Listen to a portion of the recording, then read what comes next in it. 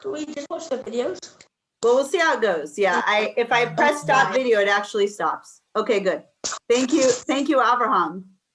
No, it's recording. Okay, so what I want to do is let all of our speakers take a quick 1 minute to introduce themselves. In the meanwhile, please look in your chat box and you will see all of our panel's contact information. So websites, books, whatever they have where you can find out more about them. And if you feel like you're connecting to one of them and you'd like to take that relationship a step further and perhaps schedule a private consult or contact them in some way, you can access that information in the chat box. So I'm going to go ahead and turn it over to Sarah Hannah Silverstein to introduce herself.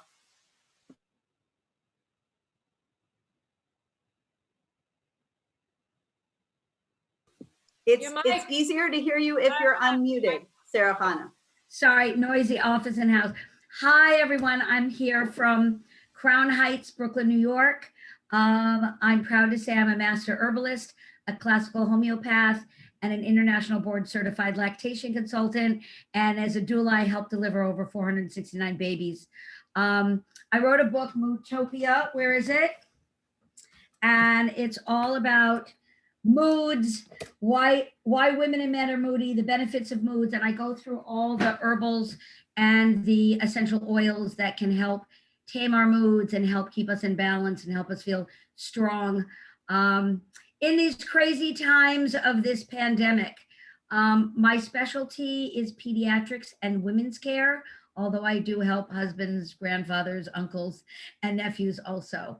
And I'm thrilled to be here today. Super, super sad that we're not in Eretz Yisrael right now. And hopefully next year we will be in the land doing this fabulous conference. And thank you, Rivka. Thank you very much. Let's pass it over to Nir Abraham. Hi everybody. Nice to be here. My name is Nir Abraham. I have a master's degree in biochemistry, and I did my studies in California School of Herbal Medicine in Northern California in 2006. And in Israel, I own a herbal medicine pharmacy where we make a lot of remedies in many ways. And that's it. Great. How about Sustainable Farmer Drew? Hello, everyone. I don't know if I'm as cool as Sarah and Nir here, but yeah, my name's Andrew Guerin. Thank you, Rivka, for having me. I'm excited to be a part of this. I'm basically an ethnobotanist. I studied ethnomedicine and plant conservation in the University of Hawaii. And I had a business called Secret Herbs and Botanicals, where I made herbal remedies. I studied traditional Hawaiian plant medicine, as well as with other indigenous cultures through ethnobotany throughout the South Pacific region. And I'm really interested in ethnopharmacopoeia. So basically how cultures use plants for indigenous healing practices, and I'm interested in how those cosmodities make up those various healing systems. So yeah, I am also an herbalist, and that's pretty much, yeah. Oh, and an average wild edibles and medicinal plant forager. So that's really one of my passions too. Yeah, I'm excited to be here, and hopefully look forward to hearing from everybody and being a part of this. Thank you. Yeah. Thank you. I'm going to throw it over to Gila Weiss. You'll have to unmute yourself, Gila. Hi, everyone. I'm so happy to be here. I'm thrilled to see you all, and wish also that we were all together physically. So I'm Gila Weiss, mother of 8, grandmother to 3. I'm a herbalist. I'm I would say a very traditional herbalist, traditional community herbalist. I am a doula. and I am a soon-to-be home birth assistant midwife. And I make products, and I work a lot with women and children as well, like Sarah Hanna. And I also do classes for homeschoolers. I do nature walks, field trips, you know, identifying plants and learning to love herbs the way that I do. And I have a website. I'm not as much on top of it as I would love to be, but you're all welcome to come visit the site and contact me through the website. And again, I'm just so happy, thrilled to be here with all of you. Thank you, Leda. Did we get you? Did we grab you? I think I'm here. Okay. Am I here? Okay. Hi, everybody. Yeah, I had such a wonderful time last year in person with all of you, and I look forward to doing that again. But in the meanwhile, Rivka, thank you for organizing this, because it's an awesome what we can do in the meanwhile. And so about me, I am a certified ethnobotanist. My certification comes from the New York Botanical Garden, where I've been a teacher since 2002. I also teach at the Brooklyn Botanic Garden. I've also taught several times at the Jerusalem Botanic Garden.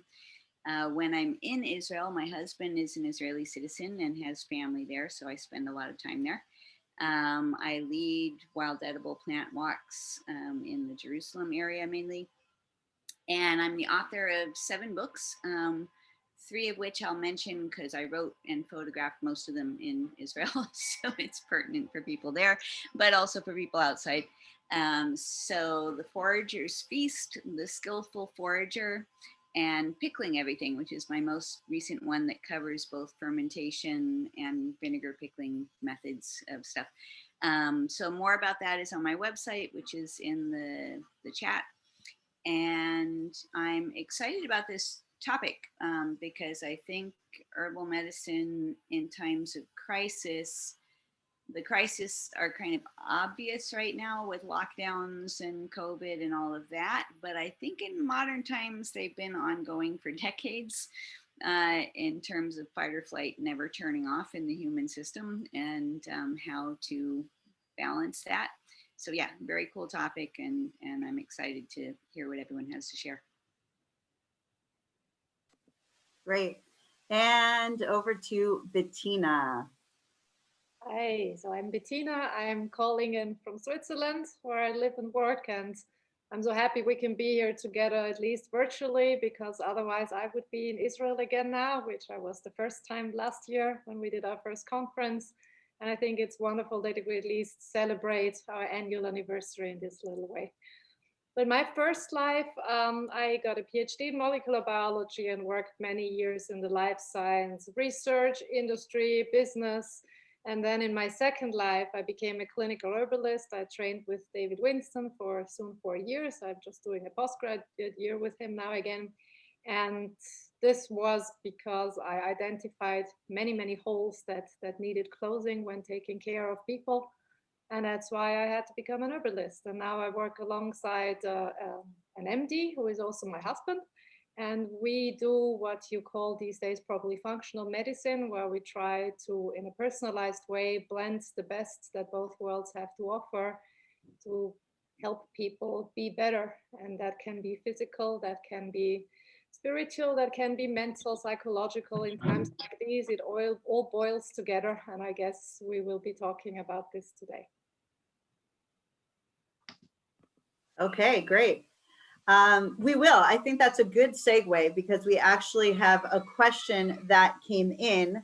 And I know Bettina and Leda wanted to comment on the stress of what we've been going through the past year, the stress of lockdowns, the stress of being afraid and fear and all of this, and what this does to our adrenals, and what we may be able to look to herbally to address those issues. So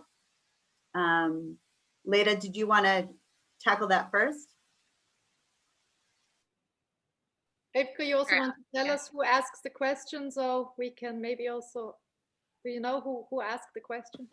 Great. And for everybody who has a question, feel free to either type it into the chat or raise your hands if possible, if you're on a video, and I can call on you. And we're just opening it right up to Q&A, and we'll just start chatting. Okay. Bettina, I think it might have been me actually. I said to Rivka that I was interested in talking about the impact of stress in these times on our adrenals. So maybe somebody else also chimed in with that, but I know I had mentioned it. So just, you know, most of you probably already know this, but when we go into stress mode, when we perceive ourselves to be under stress, threatened somehow, our sympathetic nervous system kicks in. We go into fight or flight mode. We're ready to run from that saber-toothed tiger. And our adrenal glands are working overtime to give us the extra oomph to run as fast as possible. And that's all great if it's short term. But it diverts energy in our bodies away from our digestive systems, away from our ability to heal, to sleep, to digest. All of those are parasympathetic, like calm down things that our body does. So if we stay in this running from the saber-tooth tiger mode, all of those things are not getting attended to by our body. Our body can't do both. And so I feel like a lot of us have been running from the saber-tooth tiger for over a year now, or at least a year now, and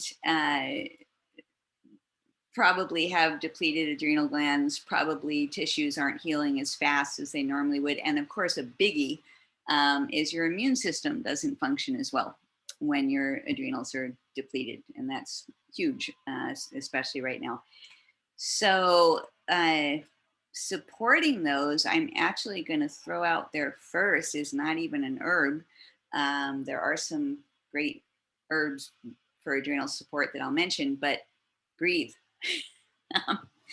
Stop, take deep breaths. If you can manage to breathe through your nose and not your mouth, if you can manage to exhale twice as long as your inhale, whatever that is for you, you have already kicked in your parasympathetic nervous system. You're already switching from fight or flight to heal, digest, sleep mode. And that alone can work wonders for you. Aside from that, like the big hitters, ginseng comes to mind, ashwagandha comes to mind. Those are adaptogens, so-called in herbal medicine, that are great for that kind of adrenal depletion. And a big shout out, and Rivka, I know you do a lot of this, for all of Susan Weed's Nourishing Herbal Infusions, which are hardcore infusions because it's a lot of plant material steeped for a long time. This is not your tea bag in a cup version, but things like oat straw, which is such a beautiful nervine, drunk like all day long. Make that your water, you know, let it infuse you. And that's one that I've collected, and I think there's an Ancient Roots Israel video. Rivka, did you do one about oat straw? I think you did, or somebody did. It's growing. It should be out there and at the right stage. If not now, then very, very soon. It's coming on the season for it. So for those of you who are in Israel, it's something you can go out and forage. And that concept, I'll just finish with, of tonic, that it's not just about treating symptoms. It's not just, oh, I'm exhausted, I'm irritable, but I have insomnia, even though I'm exhausted. Those are all signs of adrenal depletion, but don't treat the symptoms, treat the cause. And that cause literally means shifting your gears over into that digestive, healing, able to sleep state. And that to me is more about the nourishing tonics than about any like herbal bullet that I can shoot at a symptom. You know, it took a long time to get here. It takes a while to undo. So, all right, that's my 2 cents. Thank you. Would any of the other panelists, I know Sarah Hanna Silverstein has got a whole book on this topic. Why don't you jump in here? You'll need to unmute first.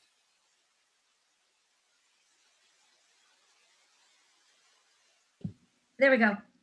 All the suggestions made previously is phenomenal. Thank you so much. Living in New York, sometimes we've got to treat the bullet. And of course, it's great to approach the adrenals and really what the root cause is. The pandemic hit here in March. It hit hard. There were hundreds and hundreds of people, thousands of people getting it, hundreds of people dying. It was really being in the middle of a world war. So for me, with my clients, I found that they needed herbs that got into the system very quickly, that they felt, and that they could rely on in those times of, hi, I'm losing my mind. Oh my God, do I jump out the window or can I take an herb? So I wanted to throw, in addition to treating the body, which is the most important thing, is getting to the root of the cause, but an herb like skullcap, which helps with nervous tension and agitation and that fear in your stomach. It is an herb in tincture form that you can feel within 20 minutes, and it really helps take the edge off. I really want to just discuss motherwort, which is used for that gloominess, that sadness and gloominess. And I want to shout out about rose. Rose is for broken hearts. It heals capillaries and it's used for broken hearts. So I think that people during the pandemic lost their jobs, lost their loved ones, changed their life completely. Hopefully in Eretz Yisrael, the kids could be outside, enjoying the outside. But those of us in New York, we're stuck in teeny tiny apartments with anywhere from 5 to 15 children. So, the answer is, can you take skullcap, motherwort, and rose all together? The answer is yes, you can. So, of course, getting to the deep root of it is the most important. But I just had so many clients in that panic mode, and it's either Klonopin or skullcap. You know what I mean? So I was like, let's just try that skullcap for a minute or two. And I found a lot of success with that acute healing in the moments of tragedy. Thank you very much. Okay, I'd love for to open this up. You can type in your question in the chat or unmute yourself and ask a question.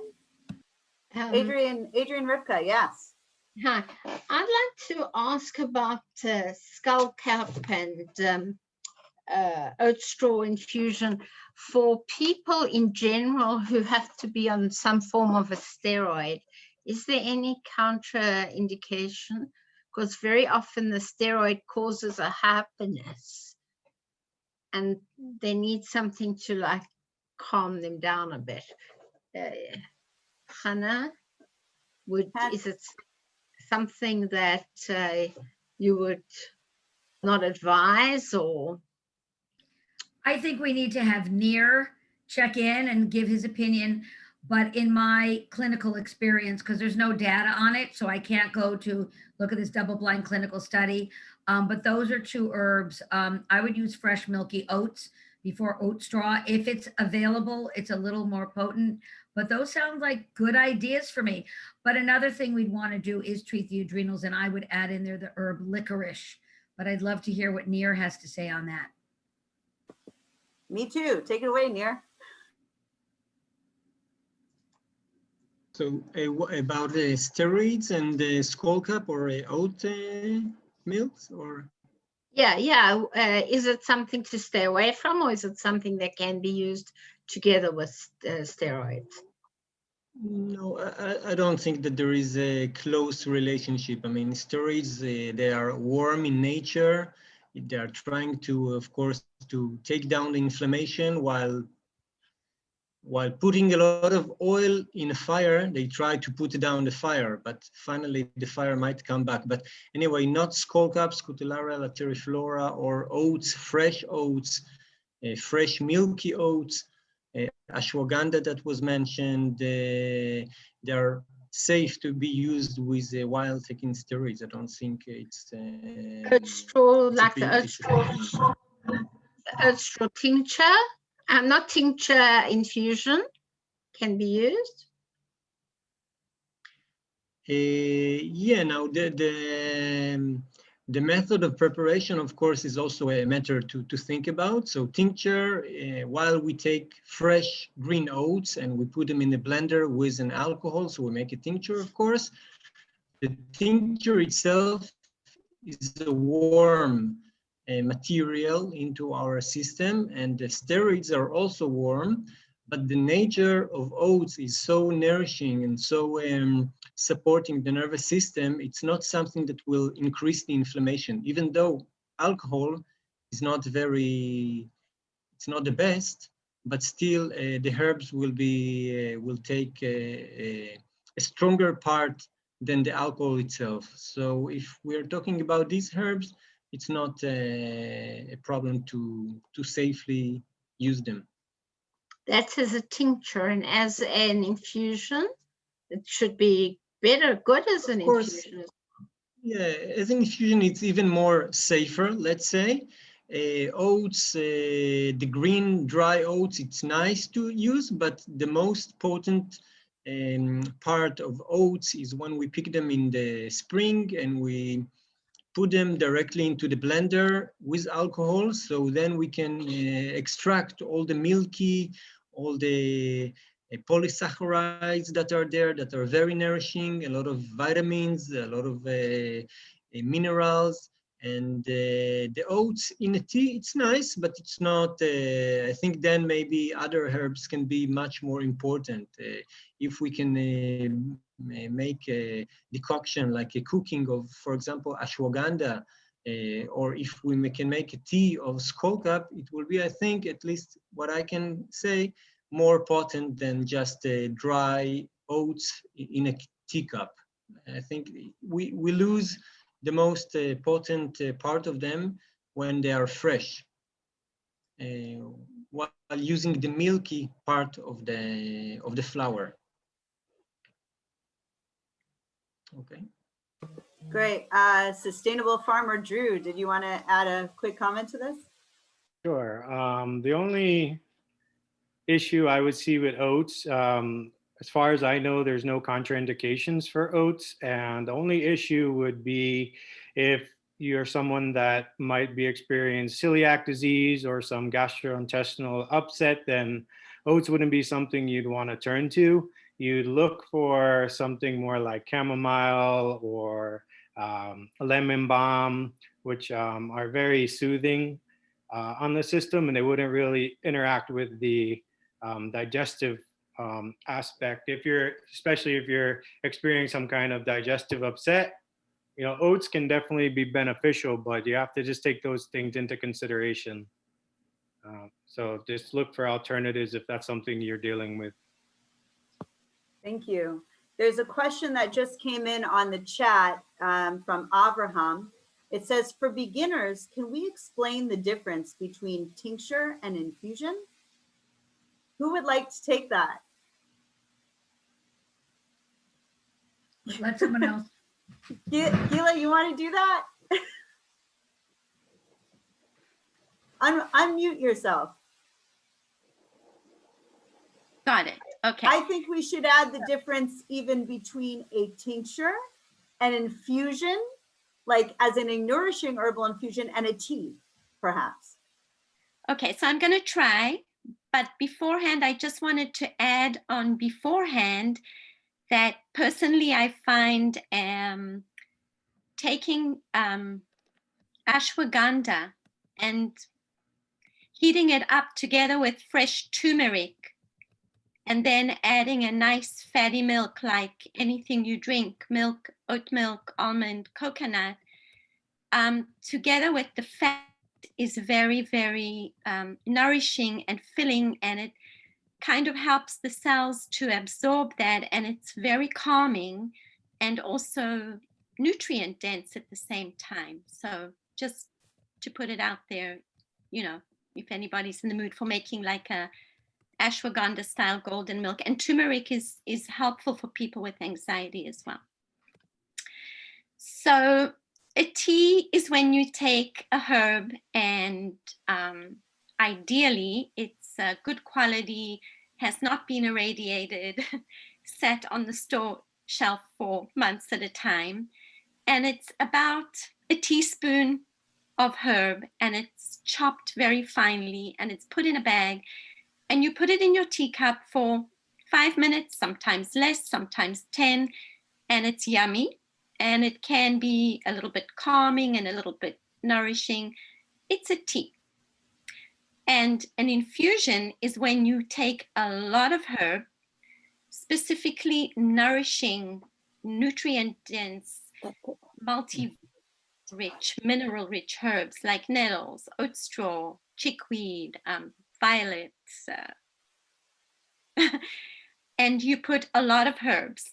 Specifically, you would put, in the US, I'm going to say 1 ounce of herb to a quart of boiling water, or in Israel, you take, I think it's 30 ml to a liter, if I'm not mistaken, the conversion, and you let it sit. You're going to cover it and you let it sit anywhere from 4 hours. You can start with 30 minutes, an hour, 4 hours overnight. And what happens is you get a very, very rich medicinal food. It's like bone broth. It's sitting in there. Now, granted, yes, a dry herb is going to give you more of a food quality as opposed to an acute medicinal like a tincture, but you're going to get all the water soluble elements of the plant, and you're going to get all the volatile oils. And it's like drinking a multi-mineral, multivitamin, and it does have other medicinal effects, and it's usually very safe as well. A tincture, you take plant matter and you macerated it in alcohol for around 6 weeks, a little more, a little less, depends who does it, the herbalist. And you ideally use fresh plant matter for the most part. And you're going to get a pretty potent medicinal. You're not going to drink it in a large quantity. You're going to take it by the drop. Sometimes a whole dropper full, sometimes just a few drops in water. And that is to treat specific issues, short term, sometimes a little bit of a longer term, depending on the herb. But essentially, it's not something that you're going to nourish your body with every day. You're going to be treating something. It's a potent medicinal. It's concentrated. I think that's all I can think of. And for sure, I forgot something. Yes. Thank Leda. you. Leda, you want to jump in really quickly and we'll do the next question? Yeah, just adding on to all the great info that Gia just shared. You can also make tinctures with vinegar or vegetable glycerin instead of alcohol for people who are avoiding alcohol. It does not extract identical active compounds from the plant as the alcohol, but it is an option, and those products are out there sold as tinctures. And I just a totally ethnobotanical geek fact to share is that the use of the word tea for what is basically a very, very light, mild infusion is technically incorrect, although I do it too, so I'm kind of over it. But tea is Camellia sinensis. It's the tea plant that grows in the Orient that makes black tea and green tea and tea, the actual tea plant. And so technically, when you say tea, you should only be talking about infusions that are made with Camellia sinensis, but nobody pays attention to that. But I just thought I would mention it. And last but not least, there is another little old-fashioned word, tisane, which refers to making a tea with any plant other than the tea plant. So probably I just confused everybody, but anyway, my 2 cents. I think it was worth it just to come for that moment. Really quickly, Haya asks, can skullcap and ashwagandha be given to children and teens? I'll answer that because I give it to my own children. But I'll add the disclaimer that, just because we're kicking around different herbs, we're talking about the traditional uses of these herbs. We aren't making a specific diagnosis for you or your child or your teen. And children and teens typically do not take the same amount as an adult. So you would need to be mindful of those things. Would anybody else like to comment about children and herbal medicine? Some other important basic points that parents should be aware of? Anyone on the panel? Sarah Hannah. So am I muted? Okay, great. So pediatrics are my specialty. A lot of herbalists get very intimidated because parents get very dramatic and get very nervous, which is, of course, appropriate. When I'm first working with children, I use very gentle herbs, lemon balm, catnip, linden, elderflower. I usually extract them for the children at first in glycerites, so they get used to taking an herb and experiencing an herb. Herbs are phenomenal for kids. I mean, I treat chronic ear infections, chronic strep throat. I don't want to say that I can cure ADD or ADHD, but it's certainly a place where herbs can definitely help and hold the hand. So herbs work beautifully for children. When I have kids with more intense illnesses, I will give it to them in alcohol base. And I see that they do very, very well with it. Start in small amounts. And I'm always a little surprised that kids can always take a little more herbs than I originally thought. I use a lot of eye bright for fluid in the ears. And elecampane, I remember my teacher, David Winston, went, "You give kids elecampane? It's one of the most disgusting herbs in the world." And I really found that when children have this lung congestion and it's hard for them to breathe, that they actually like the disgusting taste of elecampane. So herbs in kids is very, very useful for parents. And what I do in my office is I make 3 different blends. I'll have an immune booster, I'll have a fever herb, and a cough herb.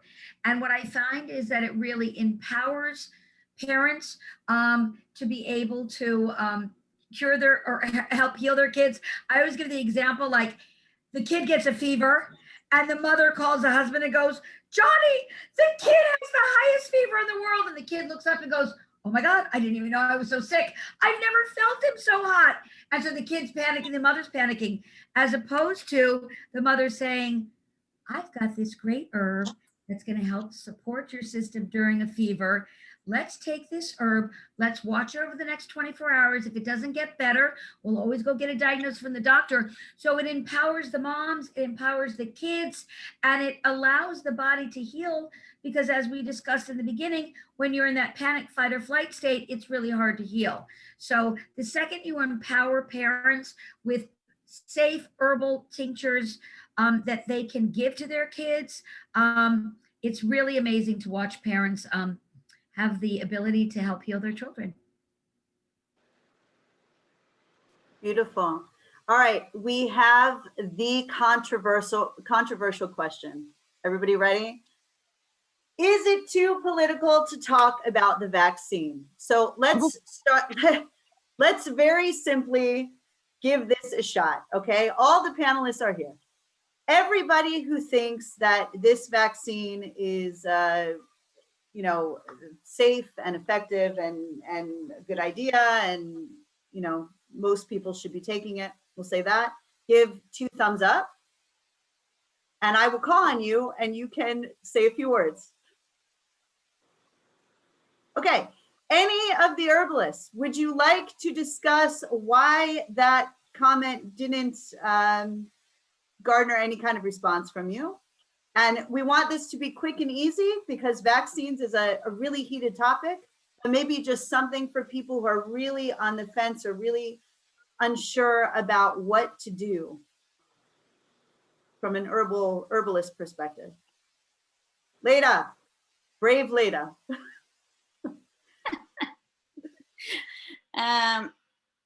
Just briefly, I'm not anti-vax, but the testing period for the vaccines that are being rolled out right now was so short relative to what the testing period for vaccines is historically, quote unquote, supposed to be, that there's no way of knowing actual long-term safety. They're new. They're super, super new, and they've been tested, but not over a long period of time. And you could argue that we don't have a long period of time, so that's why they're rolling them out so fast.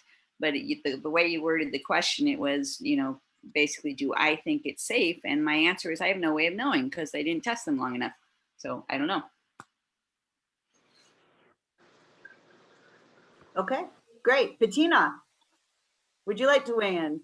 I would actually. So, I mean, when we speak about vaccines can be a wonderful thing, but they're a little bit like herbs. They need to be indicated for the person. So the right thing needs to go to the right person. And we all know that when it comes to vaccines, the term it has to be a proportional response is also very important. So if my personal risk of, dying of Ebola is really high, I will probably take my chances with something that can diminish this risk.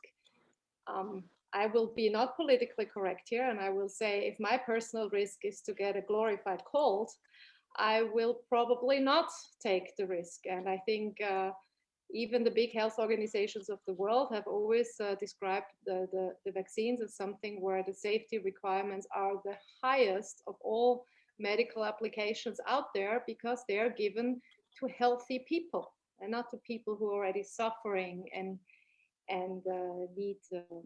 need help with that. So I mean, taking all this together, again, the right herb for the right person, a vaccine for the right person. If we have a person that is at huge risk, it might be medically relevant for that person to take the risk of something like this. But for most people, it does not seem to be true right now. That's my 2 cents worth. Thank you. Okay, that's as close as I'm going to get to touching that issue. Who else would like to ask a question? Write in the chat box or feel free to unmute yourself. To the answer to the question of will there be a recording? Possibly. We are recording. We'll see how that turns out and make a decision about that after. It's cold in this room. Anybody else cold? I was thinking about the having the conference, and it was raining all day here in the north. And I was going, well, I guess it's kind of nice that we weren't doing one of these plant walks. I had that beautiful picture of Nir leading a plant walk, and I took it through a crowd of people with these umbrellas kind of framing him. He was leading the plant walk during a drizzle.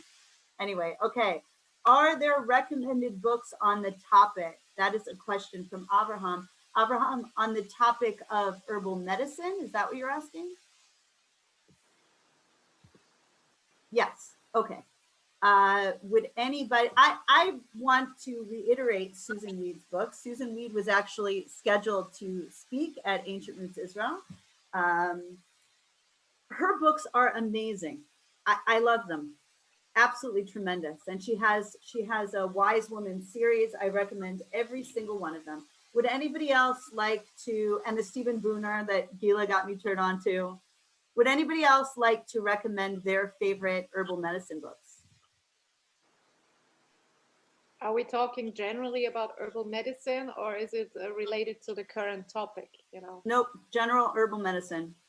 Maybe a place where a beginner, the person who asked it is asking some questions about beginners. So maybe where a beginner can go to learn more about herbal medicine. I'll continue. I would say one of the books that for beginners very good would be Rosemary Gladstar's book. Yeah, that's lovely, Nir, of course, but then you're diving already a little bit into science and technicality there. So if you're a total beginner, I think Rosemary Gladstar's book might be quite nice, because first she makes you fall in love with herbs and with everything you can do with them, and that hopefully raises your curiosity, and then you will immediately proceed to the book that Nir just held up and study all medicinal herbalism you can. Nir, could you hold up that book again? I didn't see it. Who's it by? Oh, David Hoffman. Okay. Great. Rosemary Gladstar is great, great, great. The Tierras, Leslie and Michael Tierra, that's also been involved. Their books, I think, but good stuff. Sustainable Farmer Drew, you've got to have something. Come on, give us a recommendation, but unmute yourself so we can hear. All my books are 1,000 miles away from me, so I can't even think right now. But what comes to mind is Shaja Popham's book, which is a little bit of a shift from, traditional Western herbalism. It goes more into the vitalist traditions of herbalism and astro herbalism, which is looking at like planetary, alignments with different energetics that go into herbs and how that relates to our bodily constitutions. And he wrote a new book called Evolutionary Herbalism. So it's a really in-depth book, but I think it's a very good book if you really want to learn all kind of facets about herbalism and just the different ways that all these things intermingle and interrelate with us and nature. So it's really fascinating. And there's another book, I have to think about it, but it's a very basic book on just how to make herbal preparations, and it'll come to me in a little bit, but I would recommend that book as well. We need to recommend Sarah Hannah Silverstein's books and Leda Meredith's books here on the panel. Anybody else have books I'm forgetting? Maybe it's time to write some books. I see a note from Adrian Rivka about using nettles for nourishing herbal infusions. So nourishing herbal infusions has come up. I just want to mention again, I put in the chat notes that on the Israeli scale, it's 30 grams to a liter of boiling water. And on the American scale, it's an ounce to a pint, is it? What is it over there? A quart. Okay, a quart. And but Adrian Rivka wrote that she harvested her own nettles that weren't bought from a store, and she was getting a very different infusion. So I just want to remind everybody, when you make nourishing herbal infusions, which is really like macerating the plant material for at least a minimum of 4 hours to about 10 hours. I do mine even more if I sleep in late. Make sure that you're talking about dried herb. This is never done with fresh herb. It was 100% dried. I dried it myself. And the difference in the quality of 30 grams to a liter of my own dried nettles compared to bought at a health store, it's incomparable. Kate Breslaw is agreeing with you on the chat. Can I say something to this? Yes.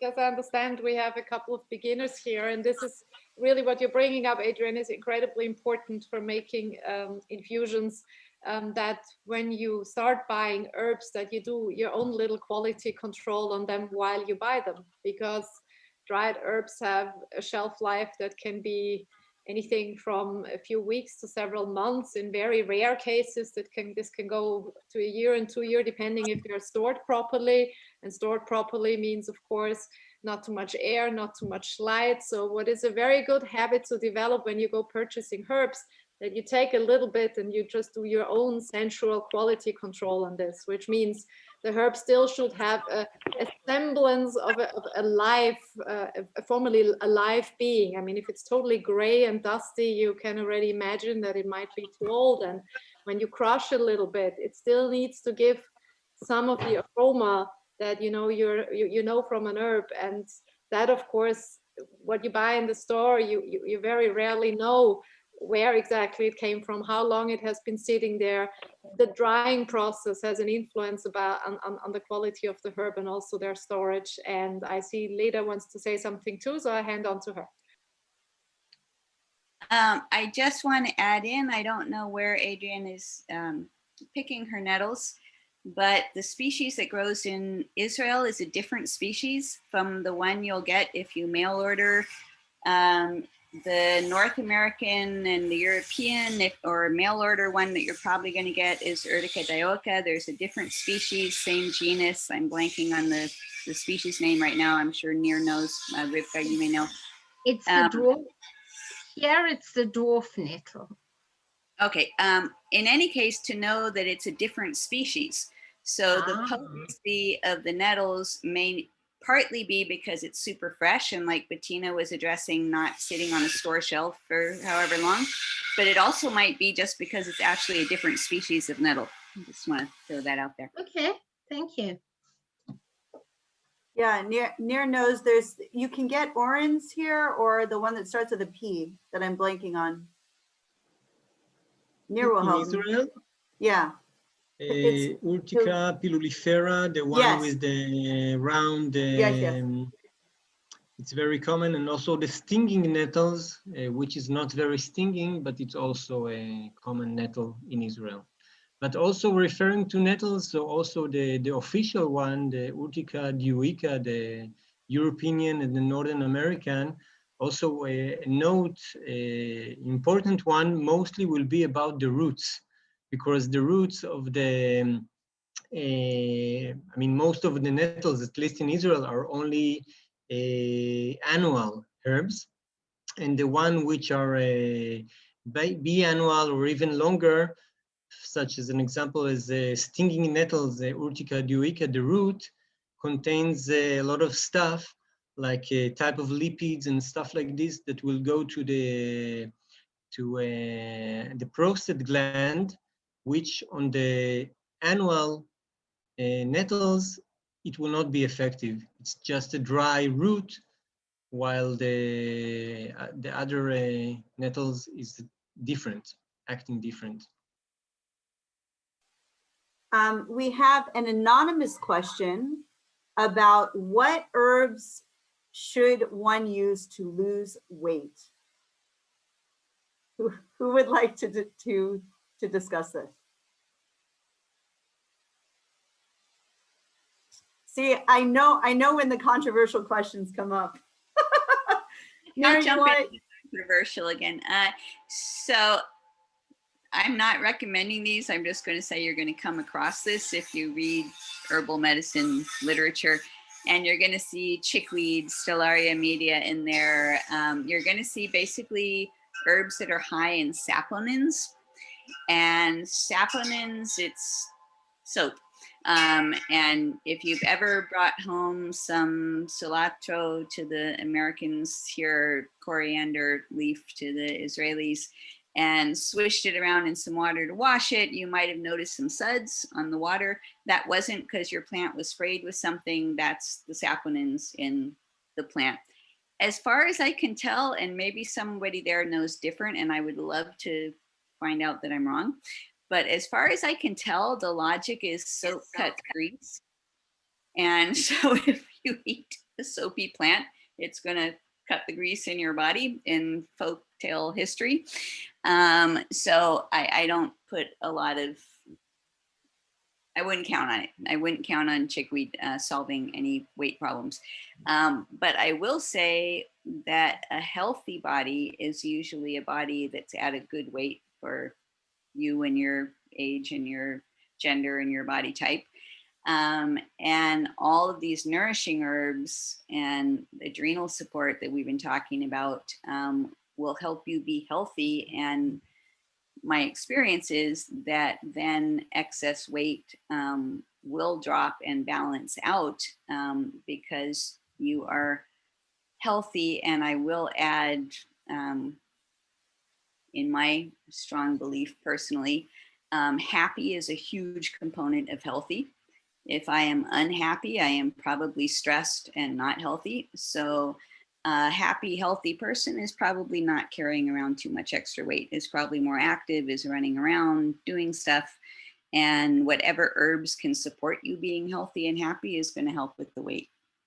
That's my version. Nir, you looked like you perhaps wanted to weigh in. Okay, so I see somebody wrote about Senna. So Senna, of course, you can lose weight with Senna, but it's totally not the right way to lose weight. I mean, Senna has laxative anthraquinones, which are type of glycosides, which are actually harmful to our gut lining, and the long-term use will be very bad to the bowel movement. So it's not recommended to be used as a long-term. Sometimes old people use Senna because they don't have any options, and maybe then it will be right to use it. But yet, understanding the whole frame, because there are many other things to do before, but losing weight with Senna, you lose a lot of other stuff. You harm your body, so it's not the right way to do it. And I just want to mention one of the leading herbs. It's coming from the Ayurveda, Gymnema Sylvestre, if you know it. So Gymnema, at least I can tell about my experience. Somebody needs maybe to unmute, okay. So Gymnema sylvestris, for example, I don't know, a long time ago when I prepared tincture the first time from it, so usually I just took a bunch of a piece of the herb and chew it for a while, and while making the tincture preparation, it's another great time to know about the herb with our mouth. So I just chew it for, I don't know, for 10 minutes. It's very disgusting if somebody knows Gymnema, if somebody remember it. And then, okay, I knew about it, that it's not very tasty. It also has a lot of saponins. And then, okay, I forgot about it. And about half an hour ago, I just opened a banana and just grab it into my mouth. And the banana was spoiled, but actually it was not spoiled. So Gymnema is a very nice herb that really attached to our tongue and into our digestive system, to the epithelium, to the mucous membrane. And while attaching it, it's really blocking the options of sugars to go into. So first it affects the taste, and then it's helping sometimes to break a cycle of bad eating habits or sugar craving. But also you need to bear the taste. But while you had it in your mouth, there is a time for it, let's say about half an hour, that everything that you will take into the mouth, when it's a sweet stuff, fruit or I don't know, bread and stuff like this, the taste will be terrible. So it's an option if somebody, of course, but Gymnema also affects other stuff, the pancreas. So Gymnema is a really nice herb to work with. Again, I totally agree with Leda philosophy. I totally accept and agree with it. I'm going to address this next question. By the way, I typed in the name of that herb in the chat to Nir. So just keep yourself unmuted, Nir. Which place, school, or teacher in Israel would you recommend for studying herbalism for beginners? I'm looking for something more course-like than just individual workshops. What are we doing, Nir? You're muted. Unmute yourself. Okay, so I hope that we will start something together, and that we have a frame for beginners, for after beginners, but I also can recommend other people in Israel. There is a very great guy, Boaz Tzur, in the northern part of Israel, and he learned a bachelor degree in phytotherapy in England, and he's a great guy. So I also can recommend him, Boaz Tzur. Okay, so Nir and I and Boaz and Bettina, we're trying to get an international herbal medicine school going, and things got very complicated for us, all of us this year. for all of us here. But that's still in the works. If you're interested in that coming into fruition and you would like to be part of that and help get that off the ground, please contact me privately. Okay. What else do we have? Oh, a recommendation for Avraham Dahan. He's been on our group. He's a Hebrew speaker, but he did, I think, a short lecture in English for the Ancient Roots Israel community recently. And I think he's kicking around the idea of doing a course, something involving Torah and herbs. I'm not quite sure what will come of that, but we did speak a few times about it, he and I. So that's great. Okay, any more questions? Well, there was a question about the Nourishing Herbal Infusions. Why dried herbs and not fresh? Does anyone have the answer to that and would like to weigh in? Sustainable farmer, Drew. What was the question about dried herbs versus For fresh? Nourishing Herbal Infusions. So when you're using plant matter for a long period of time in the menstruum in water, in boiling water. Let me let someone in here. Why are we using only dried herb and not fresh herb? For the herbal infusions? Yeah. Do you know? Okay. Well, I don't know. no, I don't know if there's I mean, there could be a benefit of using dried herbs if you don't have access to the fresh herbs, but really it depends on the type of herb. If it's more of you're using like the aerial parts of a plant, so the above ground parts of the plant where they're more delicate, you know, as opposed to maybe using a bark or a root of a plant, you know, that would dictate whether you would, you know, do an infusion or a tincture or fresh versus dry, because sometimes locking in those constituents are beneficial. And sometimes when they're fresh, you don't always extract everything. You may not even extract everything doing a alcoholic tincture either, or other means. So sometimes, you know, it just really depends on what you're using. Typically, the more hardier things like barks and roots, you will tincture to get more of the active constituents out of it. And the infusion aspect are more for the delicate types. But honestly, I use both methods. So if I have access to fresh, I always prefer fresh. But if, you know, I might be traveling or you know, I may use dried herbs, or if I want to do something over a long period of time, I'll use dried herbs. And I think dehydrating them, dehydrating fresh herbs is really beneficial, because then you're also locking in those active constituents as well. And of course, they all have a shelf life, as Bettina was mentioning earlier. And another thing you can do, you know, instead of just kind of comparing, you know, fresh dried, infusion, alcohol tincture, is to really, you know, if you're a beginner, just start with one, pick one and kind of master that technique first. There's a lot of information on using particular plants for infusions or using tinctures, and it can get pretty science based in terms of like measuring things and how much alcohol you use and how much water you use, or if any.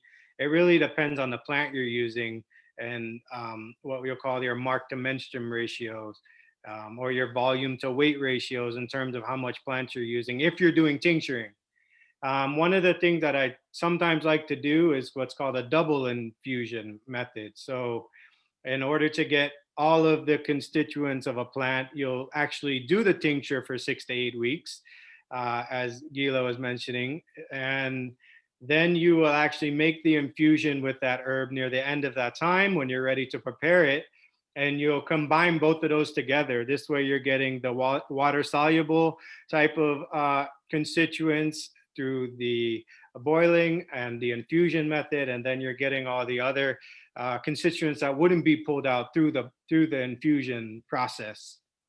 So there's a lot of things you can do in terms of making herbal medicine. And I think the double infusion is becoming more and more popular.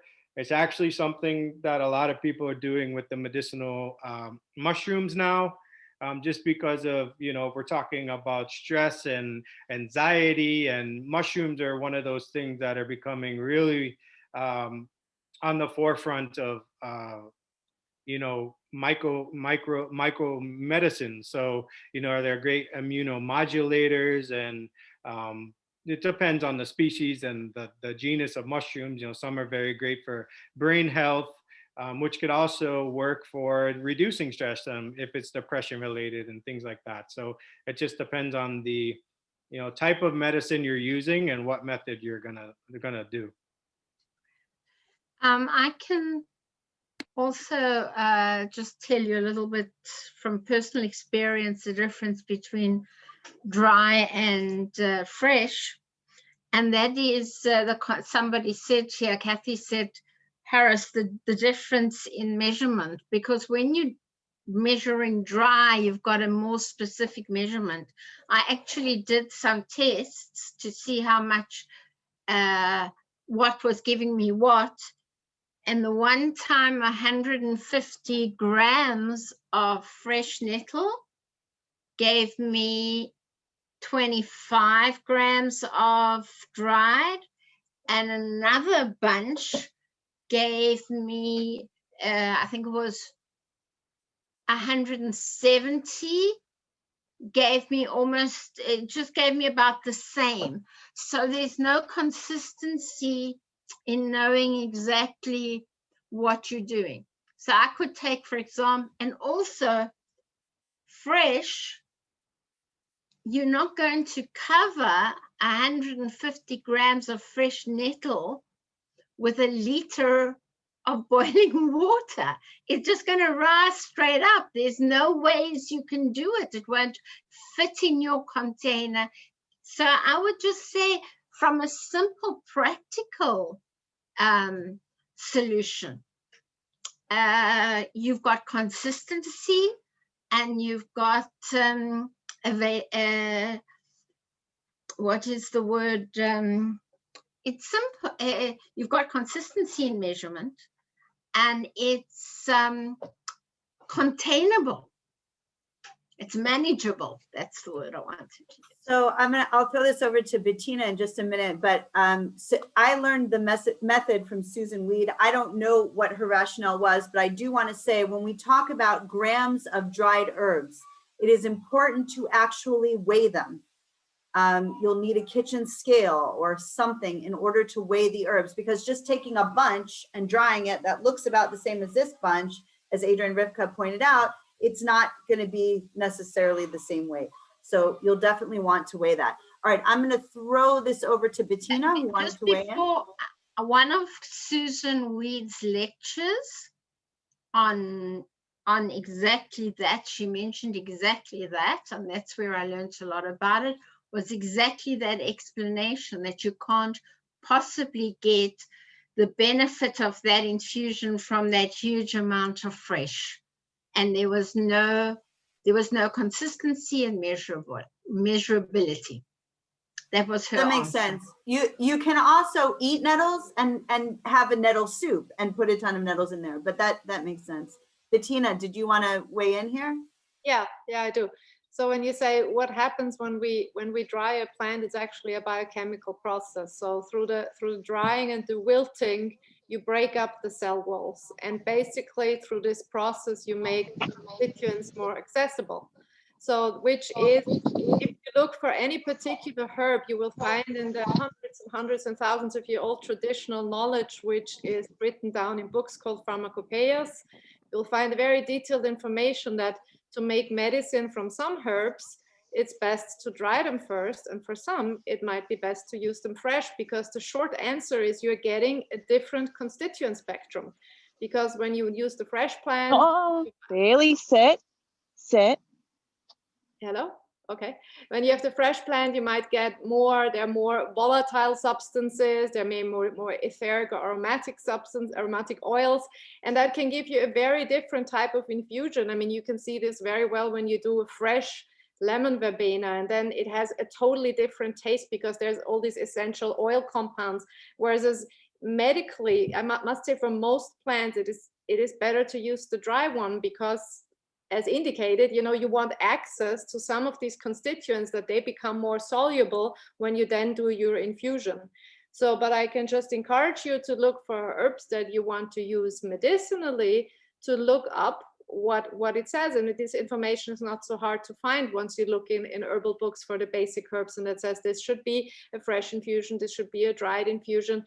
And medicinally, most of the herbs you will find will be medicinally more active if it's first dried. Which doesn't say that the fresh lemon verbena tea, if you need something uplifting in times of crisis, it will be wonderfully uplifting to use the fresh lemon balm, for example. So I mean, just that you understand, you might get a different kind of medicine. And in cases of some plants, it can be the same, and in some plants, it can even be a slightly different medicine based on that. And to Kate's comments that when you have the nettles, that you then don't throw them out, it's great to add the nettles to something, but there you're mostly doing it for the mineral content. I mean, the nettles are really, really mineral rich.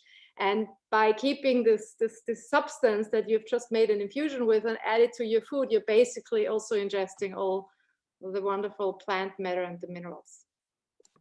Okay, so before we go over to Leda, I just want to say we should have had the molecular biologist on this right at the beginning. Yes, Susan Weed does talk about breaking down the cell wall, and I remembered it as soon as you said it. Leda wants to weigh in here. Yeah, I just want to mention that a big yes to everything that was just said. And there is no way to add, well, depending on where the plant grew, the same species, if that individual plant got more sunlight or less sunlight, was in sulfur-rich soil or not so much sulfur in the soil, is going to have a different composition. And when you make your infusion, what you're getting from the nettles that grew on the sunny slope in mineral-rich soil is going to be very different from what you get from the same species of nettles growing on a slightly shadier slope in a different kind of soil. And so, you know, we've gotten used to seeing on little bottles from the health food store that this milk thistle contains this much standardized active ingredient, blah, blah, blah. But when you're actually working with the plants, not with a bottle of capsules, when you're actually working with the plants and getting to know the plants, and I love Nir's way of actually chewing on them while making the tincture. Again, just sticking with nettles as an example, what I'm getting from the nettles that I grow here in Costa Rica versus what I forage in Israel versus what I forage in New York, completely different. They're all nettles, but so different.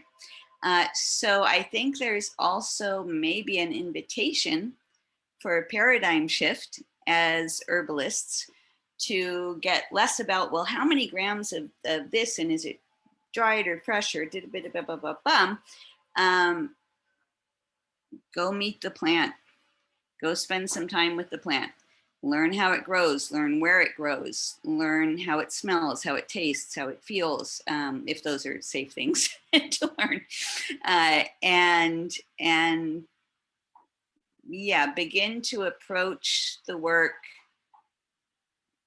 differently. And I'm not saying that measurements don't matter. I measure. I'm not saying that weighing things doesn't matter. I do that too, but I don't expect consistent results because these are living things growing in different conditions, and therefore they will always be variable, and to just embrace that. Again, just my 2 cents.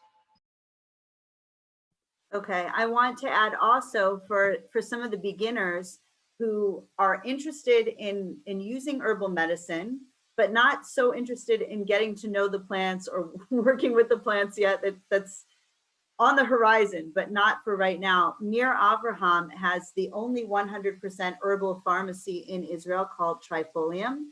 And you can contact Nir to take care of the actual preparations. Now, I think Sustainable Farmer Drew wanted to weigh in, and then we're going to move over to the $1 million question. What about COVID-19? So go ahead, Farmer Drew.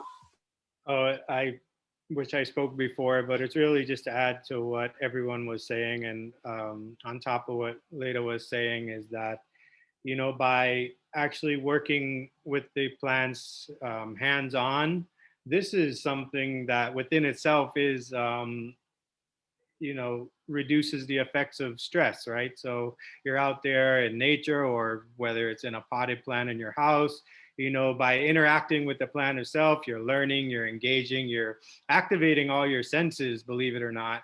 You may not realize it, but you can even take that, you know, a step further, the smelling, and like Nir was saying, chewing while he's making it, which is great. There, you know, as you progress within herbalism, you might learn new techniques that allow you to create, you know, better medicines. You know, to start, when I first started and learning from indigenous people is that, you know, we don't do the measurements. So you make what's called in the Western perspective is a folk tincture. So you would just basically use the plant material, and when you're making the tincture, you would, you know, fill that with your choice of what you're tincturing it with, usually alcoholic tincture or ethanol extraction. So you just fill that up, you know, above the line of the plant, and you let that sit for, again, 6 to 8 weeks, and you're straight, you know, again, there is no consistency in that, as Leda was saying, but you know, in a lot of indigenous cultures where they don't have access to alcohol, they don't do these kind of things. It's extracted usually on site at that time. You know, it might be pulverized, as you know, to get all the constituents out. You know, oftentimes we would juice things to get the most that we could out of the plant. You know, a plant that, you know, Pyrophyllum venatum, which is like, I think it's called chandelier plant or air plant. It's a great antiviral, since we're going to get into COVID, but, you know, we would juice that and you would get so many of the constituents out of it, not just antiviral effects, but now you're having bone health effects and other kind of things that it's useful for. So, you know, depending on how you extract constituents from a plant, you know, in that mindset of using a plant for a specific ailment, it only goes so far. So you know, as you progress through herbalism, you'll learn different techniques to build better medicines, more standardized medicines, and you'll, as interacting with the plant, you'll learn more and more and more. So I think my advice would be is just to like pick one or two and really work with them and get to know them from their morphology, how they look, how they feel, how they taste, how they smell, everything. And then as you make the medicines from them, you'll learn. And sometimes you may need to adjust. So you add more or less. And that's where you can get into measuring, like, oh, it wasn't that effective, at least for me. You know, I probably tried every plant in existence on the planet, which I don't recommend doing. But I'm on too much yerba mate right now, which we should be taking it down, right? But yeah, that. Anyway, there's just so much you can do with herbalism. It's fun. And that's where I think you should start, is from a perspective of like, you're intrigued by it. You just want to learn from it. So you just got to get your hands in the soil, so to speak, and just start working with it. And I think through that process, you know, you gain so many benefits by just working with the plants within themselves. Okay. All right. You heard the experts. They said, even if you don't feel ready, get out there and try and connect with the plants. It can be very simple. It can be just identifying one plant, sitting with that one plant throughout the 4 seasons, just sitting with it every day for a few minutes, 10 minutes, 5 minutes every day, and starting there. And you'll see, you will start to develop the senses that you need for further work with the plants.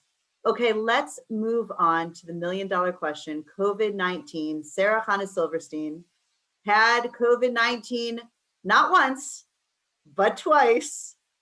Perhaps you would like to weigh in about your thoughts in approaching COVID-19 from an herbal perspective. But you'll need to unmute if you want us to hear you.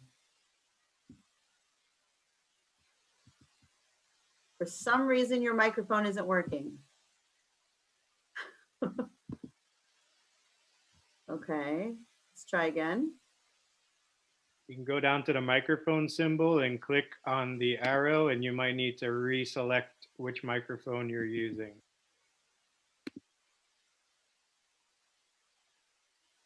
Hear me now? I took off my Yes. headphones. Yeah. Okay, I just took off my headphones. That's strange. Okay, so I had COVID in March, and I just finished it 4 weeks and 4 days ago for a second time. So I'm assuming I got the UK strain the second time. It was really a deadly virus for me. I was down for 3.5 weeks both times. I think it doesn't like people when they passed a certain age. COVID, we know that. But I wanted to share with you all because I did work with hundreds and hundreds and hundreds of COVID clients. And what I did find is that my clients that took herbs, and me included, did not end up in the hospital, thank God. I will not say that I know the herbal cure for COVID. I don't understand it. But out of hundreds of clients, nobody got pneumonia. Thank God, none of my clients got blood clots, and none of my clients ended up in the hospital. So I do a lot of lectures all over the country about staying healthy during times of COVID. We talk about keeping the blood thin to prevent blood clots. We talk about keeping the blood pressure stable. We talk about breathing in between flares of COVID to keep your lungs going. So since this is an herbal conference, I just wanted to share with you what I was using. And maybe, Rivka, you can type it into the box. So the herbs I was using was Andrographis. Andrographis is antiviral. I know it's something that didn't originally grow naturally in the States, and you're supposed to use what grows around you, but I felt that was very important. I used cleavers for the lymphatic drainage. When I could get OSHA, I used OSHA to open the lungs, but I couldn't get any after our first round of COVID in March. So I used hyssop and thyme.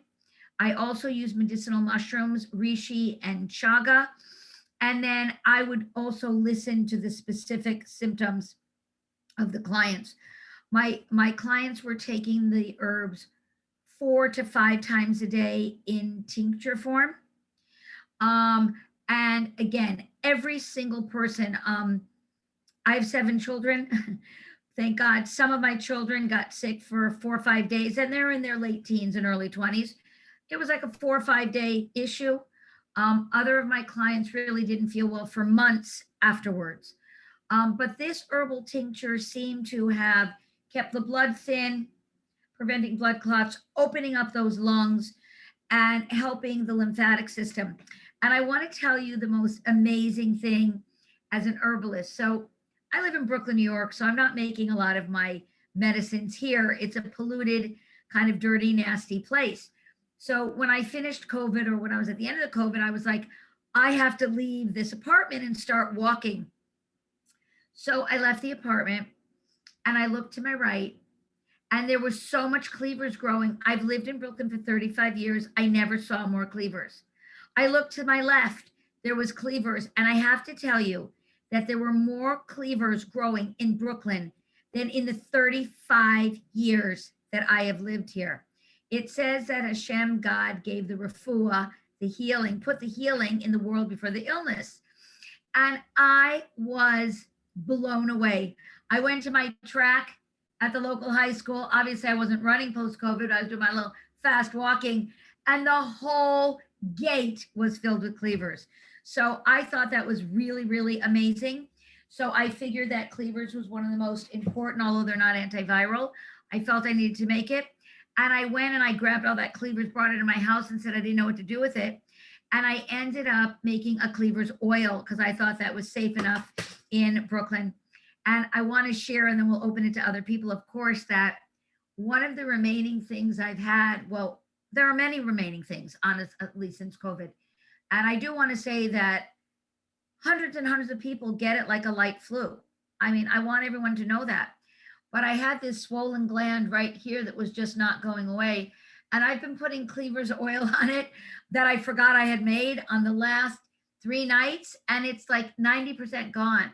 So I just wanted to share that information and my experience with it. And again, I don't know how to treat COVID, but it appears when you have COVID and a strong case of it, that when you take the herbs, it seems, well, when you have COVID and you take them, you can open up the lungs. And for my clients that have excess mucus, I did add elecampane because that's a massive expectorant. And I added that to my mix. And you would open up your lungs, expectorate this mucus. So I want to give a big thumbs up for herbs in the world. And personally, if I didn't have herbs, I would have ended up in the hospital. And I want to say that I meditate, I breathe, I eat healthy food, I exercise, I try to talk about my emotions, and I still got hit really hard with COVID. So when we're working with COVID patients, the most important thing to say is that they shouldn't feel bad. It's not necessarily that they're unhealthy, that they got hit hard. Different blood types, different people are reacting differently. And there are obviously different strains. So I just want to say that I had 10 months of immunity. I worked with hundreds of clients. What happened, I'm a lactation consultant. And what happened in New York was people were going to give birth and they tested positive for COVID, even though they had no symptoms. And they were separated from their babies for 72 hours and they weren't breastfeeding. So I was known as the lactation consultant you can go to if you have active COVID. So for 10 months, I was seeing clients in my office with active COVID. My granddaughter had active COVID. She slept in my bed, spit in my face, ate my food, and I still didn't get COVID. But 10 months later, it had to have been another strain because within 24 hours, I went from bubbly Sarahana who can go and do anything to lying on a yoga mat on the floor because I couldn't move. So that's my experience as an herbalist with COVID, and I wanted to share that. Thank you. Okay, who wants to weigh in on COVID-19 from the panel? A sustainable farmer, Drew. I saw you thinking about that for a while. Oh yeah, I love hearing Sarah's approach for herself and the hundreds of people she worked with. So I've been experimenting with herbals for COVID as well, for a number of clients and friends and people who I've known in my circle to have gotten it and who decided to take an herbal approach before it. And luckily, no one has gotten to that level. You know, I've known other people that have passed away from COVID, but those who have taken herbal medicines and at least from the herbs that I recommended have defeated COVID. So I'm not sure if it is the cure or anything like that, but interesting. So, you know, I can just tell you some of the herbs that I've used and some of the protocols that I've used and things I use for myself as a preventative. And really, my personal formula as a preventative is not an everyday thing, but it's kind of complex. I use a number of herbs. So I fluctuate between Danshen and I have to look at it. Danshen and hold on. Would it be possible to get these down as well? Yeah. Thank So you. Danshen and Yerba Santa are ones that I take in and out. I don't use those every day. Some of the ones that I use on a consistent basis are Astragalus, I also use when it's needed for like more of the lung capacity and respiratory. If COVID progresses, I'll use the elecampane, cherry bark, and mullein. I also use mullein and elecampane on less doses, maybe no more than 20 drops for maintenance. And I'll also add in Bidens pilosa. Any Bidens species, it's called Bidens, is great. It actually protects the cilia in the lungs. So it's a great, these are all tinctures, by the way. And then when I can get it, I will add OSHA and Lomatium, which are very strong antiviral. This is usually for advanced progression of COVID. And I will also add in, what do I have here? Yeah, I think those are the ones. Oh, and the medicinal mushrooms. So I use a immunity complex that has a variety of mushrooms like reishi, and these act as polysaccharides, act to stop the virus from what everyone was initially like going crazy about, this cytokine storm.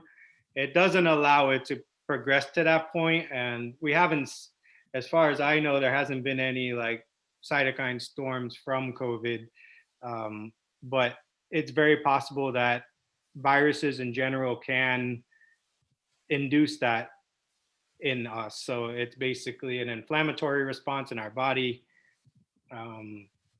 And yeah, so those are some of the herbs. I've used ashwagandha as an adaptogen to help not just those herbs. They can act as like a supporting herb, but also to reduce stress in the body. And you mentioned hyssop. I've used that in the beginning of last year, but I stopped using hyssop. I'll switch sometimes cherry bark with yarrow root. So this is a diaphoretic, which helps us sweat, which can be beneficial in getting, sweating it out. So there's also, I did a video on herbal antivirals with a number of other options that you can use. It's on YouTube on my Garden to Gardens channel. So you can check that out for things that you may be able to substitute. I also put a list of I don't even know how many herbs, maybe 50 different herbs and their categories. So I kind of do this in different categories, like warming herbs, then I'll do diaphoretic herbs, I'll do cooling herbs to counteract that.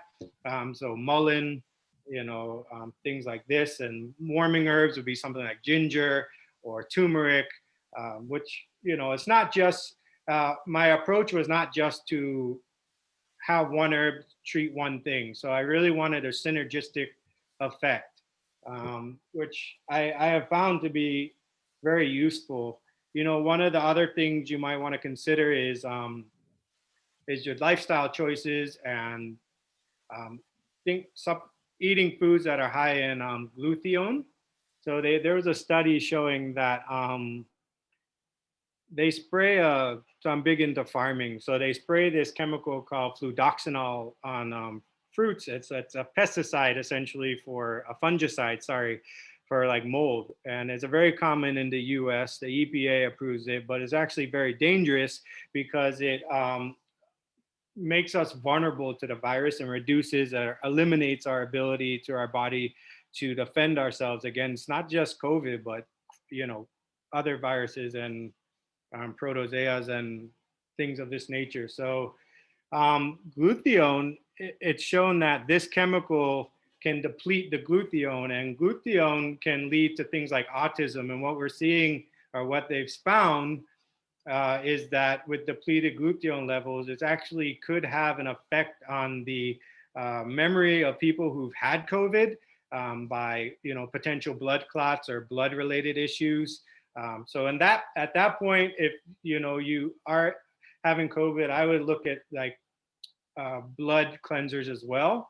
But the thing is, with this chemical that's approved, you want, it's making us more susceptible to COVID basically. And you can look that up, glutathione and COVID. You'll find the scientific studies. They found it first in Russia, and one of the ways to avoid this is to basically just avoid get chemical-free foods, and to eat things that are high in sulfur. So your Brassicaceae family, your brassicas like your cabbage and broccoli and things of those nature, and high sulfur containing foods like allicin type of chemical-based foods, so like garlic and onions, which are high in sulfur, which increase our natural glutathione levels in our body.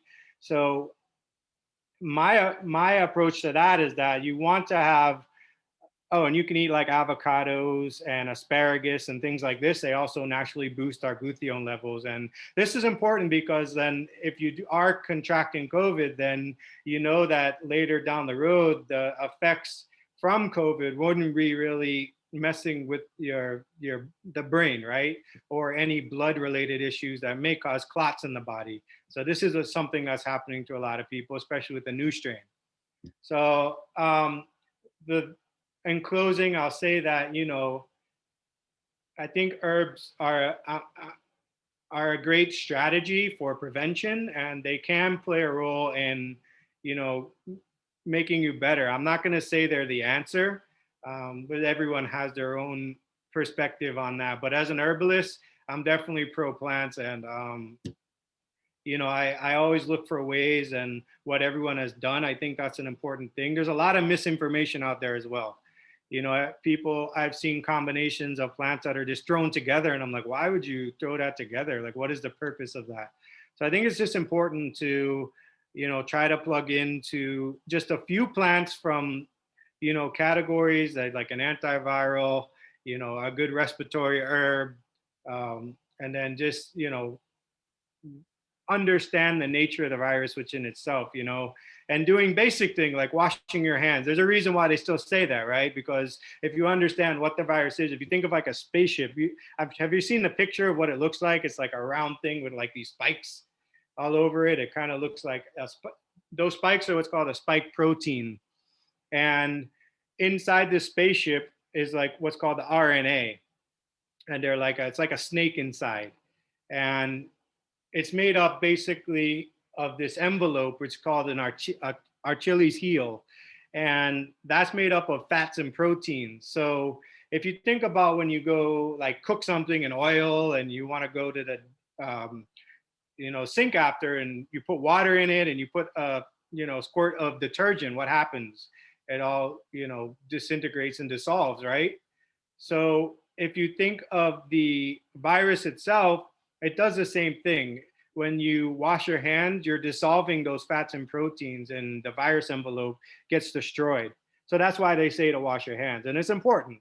On the other side, if this was not such a global pandemic, I would say, hey, I'm all for getting dirty and, increasing your germ exposure and all of that. But during this time, I've been pretty much an advocate of washing hands, and just doing the basic stuff is definitely a good preventative measure. And then if someone does contract it, then, I would definitely move towards the herbs. And yes, there is a point where, people do have to go to hospital. They have to be incubated if they do want to live, because they're just past a point where, the herbs are not going to be effective for reversing that at this time. They could potentially get the help they need and then go back to the herbs to support what is going on. So, if you're ever in that situation or someone, I'm definitely happy to get more advanced with it and help you out. So just reach out to me. Okay. What is the name of the pesticide? Oh, it's called fludoxonal. I'll put it in the chat. Thanks. Thanks. And you may want to also look over the list, because I missed the first couple of things you said. I was trying to write down the herbs and not send it to a private person and send it to the whole group, which took some time. Okay. Yeah, I'll put the list. It's a really important topic, the COVID-19. We're going to try and keep our answers a bit short and start to wind down. But I want to add something to this about COVID-19, and that is, I think it's extremely important to look at how COVID-19 is manifesting in the person, because for some people it's manifesting one way and for some another way. And obviously you don't want to take this list of herbs and just start throwing herbs at a person when maybe they need an herb for the blood issue or the respiratory issue, but not the blood issue or whatever. And then also to be able to move with the flow of the illness so that you'll be changing herbs as the illness changes and runs its course in the person who's affected. People are asking about Artemisia, and maybe Gila, if you would like to take on Artemisia, and maybe if you know some of the research as well that was happening in Madagascar, maybe. Does anyone know about that research that wants to weigh in? Sure. I mean, I don't have the resources or the links or anything on hand, but I can definitely send them afterwards. But I just want to quickly first thank Sarah Khanna, because the beginning of COVID, she so graciously did a Zoom for us. And I remember writing down everything that Sarah Khanna mentioned. And one of the things that stood out was cleavers. And I took that to note. And over time, dealing with people, it has been such a great help and not something that I would have known or thought of before. So I'm very grateful, Sarah Khanna, to your experience and sharing with us again. So I also don't know if I've had COVID. I have been sick, as have most of us. One of the herbs that I use is Artemisia annua, which is known as Sweet Annie. Usually when people call me or come to me, I recommend it, but I like to keep things simple and practical. I get mothers, I get women, I get families who call me. They usually call me when their chest feels tight and closed and they can't take a breath. And Artemisia annua is not always so easy to get. You know, it's not available everywhere. It's not a mainstream herb. You're not going to find it at Whole Foods. You have to get it online. And in the beginning, when it started coming out, some of the research, it was really hard to find. So while I do tell everyone it's not, you know, the number one thing, because I know many people cannot get it. It's the kind of thing that when you're in a crisis, you want to have this on hand before the crisis, not, you know, wow, where do I get it? So Sweet Annie is the wormwood family, and people often, you know, look askew and say, why would that work? So the interesting thing about Artemisia annua is, and we know because in Israel there's a very similar to Sweet Annie wormwood, and it goes by the name of Sheba. Everybody knows Sheba tea. It's a fragrant, delicious, but very bitter tea. And kids and adults and all alike drink it. The Moroccans have a very, very deep, long tradition, historical folk tradition of the medicinal uses of Sheba. It's fascinating. So Sweet Annie is similar from the point of view that it is aromatic, it's delicious, it's fragrant, it's bitter, but it has that like perfume. When you drink a cup of tea, you get that like perfume flavor, you know it's good. Stephen Booner talks about it a lot. He has a whole chapter on it. But again, people are saying, why use something that is known better as an antiparasitic than being antiviral or antibacterial and all these words? And essentially, it's used for malaria in Africa quite a lot. There's a medicine, actually pharmaceutical, that is made from one of the key ingredients, the artemisinin, which had a lot of success, and then it kind of waned. And there can be side effects from artemisinin as well, because it's an isolated compound, and so is not the whole herb. But there are villages and many people in Africa that continue to use Sweet Annie and have a lot of success with it. So Madagascar actually made a product. The president of Madagascar spoke about it. They made a product that they had a lot of success with. They've done research on Artemisia annua for COVID, for coronaviruses. And essentially it has not taken off. You know, you would think the whole world would be running, but they are not. Politics aside, it seems to work really well in the same way that hydroxychloroquine works really well. And that is usually primarily was used as an anti-malaria drug, anti-parasitical, and is used in chronic diseases like, you know, arthritis and lupus, etc. So sometimes when you have something like COVID, and I'm not an expert and don't know the whys, I'm not going to pretend, but sometimes even though we think we are dealing with a virus, when we think of herbs, when we think of plants, they are so complex that we cannot actually compare them to a synthetic medication and say, well, this is categorized like this and this is categorized like that. So I would suggest using the Sweet Annie as a tincture, and you can put it in warm water and drink it as a tincture tea. Again, people get nervous for using it in large quantities, but anybody who knows you can use the tincture 4, 5, 6 times a day. It's not something that you're going to take for a month or longer. There's a lot more information that Stephen Booner gives about this, which is totally fascinating. And there is the research done for this as well. So, and again, we know, like in general, I don't want to carry on too long, but some viruses or illnesses will have their own kind of imprint or energetics. And from what I've seen with COVID and what I think I experienced myself was unbelievable cold, chills that just, you couldn't warm up. So as a herbalist, when someone tells me chills and they can't warm up, I think of boneset, number one. So that was one thing that I used, flu-like, you know, symptoms. And the other thing that I personally really like to use, and a lot of people here in the US can get easy access to at Whole Foods, Amazon, you name it, is Nigella sativa, which is black seed.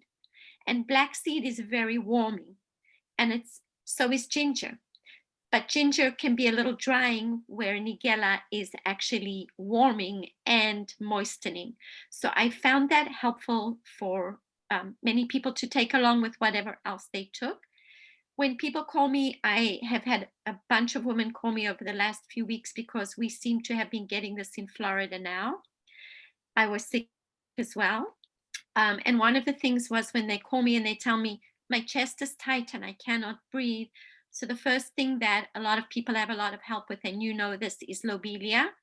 Very small amount, but it opens. Lobelia and it opens. And then you want to use mullein. You want to use, if there's a lot of mucus, you know, the herbs that Sarah Hanna mentioned, like elecampane and osha. And, you know, some people who don't have access to things like osha or elecampane or any of these, you know, I have friends who have herb gardens in Florida now. So I say thyme, you know, practical, simple thyme. But definitely lobelia is one of the herbs that I would have recommended anyway. But I will try and send information to the group afterwards about the research of Sweet Annie. Sorry, I can't remember the rest off the top of my head.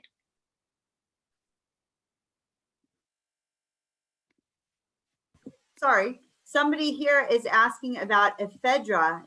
Do you mind taking that one on? Okay, just before ephedra, let me add also I totally agree with many of the approaches and the herbs. Also a very important herb to be noted that will be very effective, not such as lobelia, of course, but will be we can purchase it. In Israel, it's actually in the pharmaceutical list, but still it's a herb that in the US, I think, and in Europe, I think you can get it. It's a Grendelia, a gum weed. Okay, this is the common name. It's coming from the calendula family, the composteriae family. I don't remember the name exactly. And then Grendelia, it's a really nice herb that helps the lungs, muscles, reduce the spasm, And I had very good experience with COVID. Even 2 doctors that use the remedy that has Grendelia, mullein, licorice, and what else was in there? A little bit of thyme, Thymus vulgaris, and a little bit of anise, Pimpinella anisum. And both of these doctors really, they're so excited about how effective was it. And I think one of the major influence was because of this Grendelia flower, really a muscle relaxant for the lungs. Regarding now ephedra, so talking about ephedra, usually a herbal ephedra will be referred to the Chinese mahuang, which is a Chinese ephedra, Ephedra sinensis, which usually we cannot use it because it was used improperly like 30, 45, 50 years ago as a stimulant. And of course it's nice, but there is a lot of very bad downside of it. And the Chinese medicine uses ephedra in very small quantities in many formulation, especially acute formulation. It's a very strong herb. It's really going very rapidly outside, affecting the exterior. But unfortunately, we cannot use it. I mean, regulatory in Israel, also in the state, I guess, in Europe, it's not a herb that you can use. There is a local ephedra here in Israel, which does not contain ephedrine, so it's not a nervine, forgot the name. It's not a stimulant, but yet it's in a local use for using for cancer, still in research, but it's a little bit of a different. I haven't heard people here in Israel about COVID were very excited about Boswellia, frankincense, resin. There was a big rush here in Israel, and I think it's nice. Most of the people that even gave it to other people did it as a charity, which is also very nice. And also I can mention, I mean, Boswellia, it's a very respectable anti-inflammatory herb.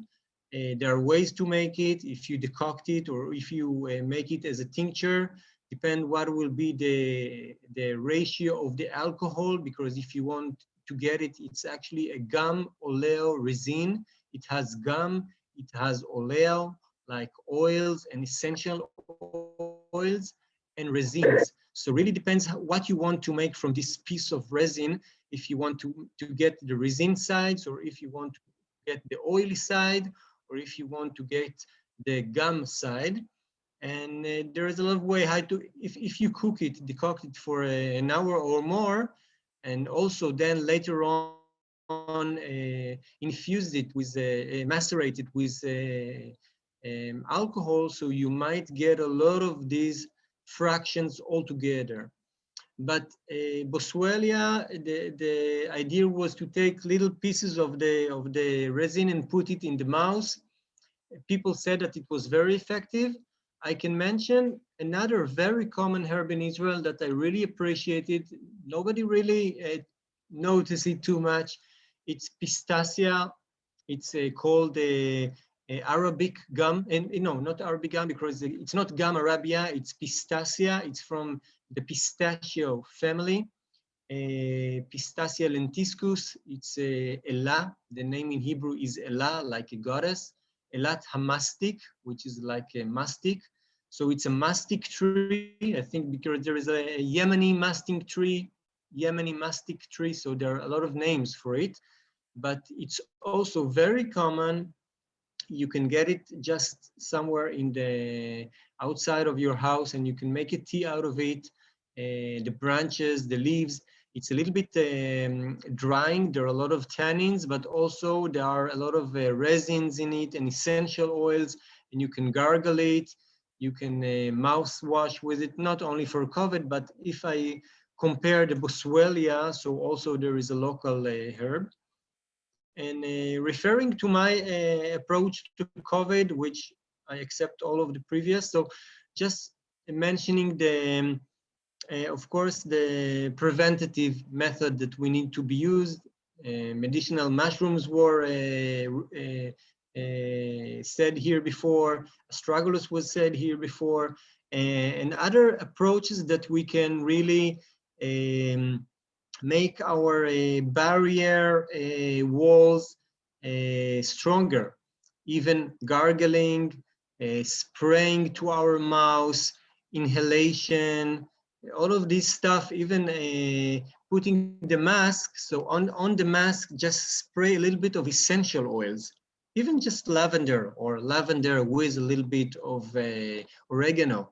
Then you breathe it, and then, because we might get the COVID, so, but there is still time, or still there is, if the first line immune system is strong, so you have a higher chances maybe not to really get it into your system. Okay, thank you. Let's go to Leda. I think we're going to end on this topic. It's a really important topic, and there seems to be a lot of interest. So let's let everyone who would like to still weigh in, and then we'll wrap it up. Go ahead, Leda. Yeah, so kind of from the COVID topic still, but off of what Nir was saying, interesting little bit about frankincense. The resins, one of the properties that they have is to dilate your bronchial tubes and the capillaries around your lungs and literally make you take deeper breaths, whether you want to or not. And so in Christian churches, especially Russian Orthodox and Greek Orthodox, they walk by and they've got I forget, there's a name for it, I forget what it is, but there's a thing with the incense burning, which is mostly frankincense, and they wave it in your face. Okay, you're trying to get people to sit and pray for 3 hours, and you're blowing in their faces something that is automatically going to make them breathe slower and deeper. First step of meditation. So it's kind of an enforced prayer technique, waving that in, but that also speaks to some of its uses for COVID and for any respiratory thing, is that it does actually encourage your body to take in more oxygen and deeper breaths. I'm interested that we're basically out of time and we didn't get to elderberry, which is first on a lot of people's minds when they think herbal antiviral. So I'm just going to put it on the table as one of the Sambucus nigra, Sambucus canadensis, as one of the famous herbal antivirals. And that maybe bears more discussion, or a video plant walk or something somewhere else. And I think when we're talking boundaries, which is what your immune system is, and Nir was mentioning a little bit, and breath and washing your hands and all of these things to keep our boundaries whole and clean and protect us from whatever is out there that might not be what we want. It's worth noting that you already have viruses in your body right now, every single one of us that is here. We have bacteria in our bodies right now, every single one of us, and some of those bacteria are actually essential to our health. The viruses, I don't know about that so much, but we have them in our bodies right now, and it's not a problem because our bodies deal with them. That's what we have immune systems for. So I think, yes, all those herbs like mullein, L-campane that can help with symptoms and give you some relief from sufferings from symptoms, whether it's COVID or the quote unquote common flu, great. But a bigger thing to address is just keeping your immune system healthy so that it can do its job and deal with the viruses, COVID or otherwise, that will come in, because they do. And so that includes, well, astragalus, I mean, so many immune system boosters that have been mentioned here, some of which should not be taken long-term, some of which are more antibacterial, like echinacea, some more antiviral, like elderberry. But to think in terms of if I have my healthiest possible system, then I can handle whatever is in the air.